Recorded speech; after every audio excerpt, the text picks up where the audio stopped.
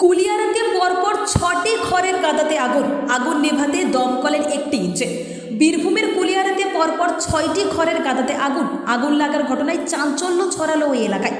স্থানীয় সূত্রে জানা যায়, মঙ্গলবার মধ্যরাতে বীরভূমের ময়ূরেশ্বর ২ নম্বর ব্লকের অন্তর্গত কুলিয়ারা গ্রামে অপূর্ব রাম বন্দ্যোপাধ্যায় নামে এক ব্যক্তির ৬টি ঘরের কাঁদাতে আগুন লাগার ঘটনা দেখতে পায় গ্রামবাসীরা, আর তাতেই আতঙ্কিত হয়ে পড়ে গোটা এলাকা।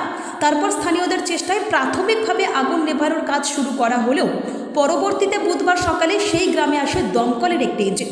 শেষ খবর পাওয়া অবধি বুধবার সকাল 10টা নাগাদ অনবরত আগুন নেভানোর কাজ চালিয়ে যাচ্ছেন দমকল বাহিনীরা। তবে এই অগ্নিসংযোগ বা এই অগ্নিকাণ্ড কীভাবেই বা ঘটল সে বিষয়টি এখনও পর্যন্ত স্পষ্ট নয়। তবে ঘটনাকে ঘিরে একরকম আতঙ্ক ছড়িয়েছে ঢেকা গ্রাম পঞ্চায়েত এলাকার কুলিয়ারা গ্রামে।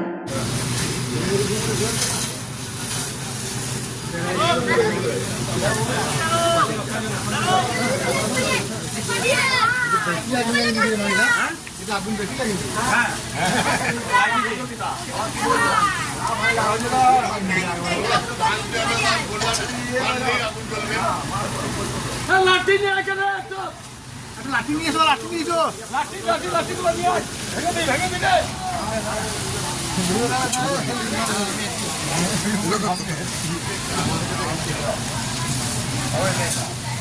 ওই দিকে দাদা, ওই দেখো এই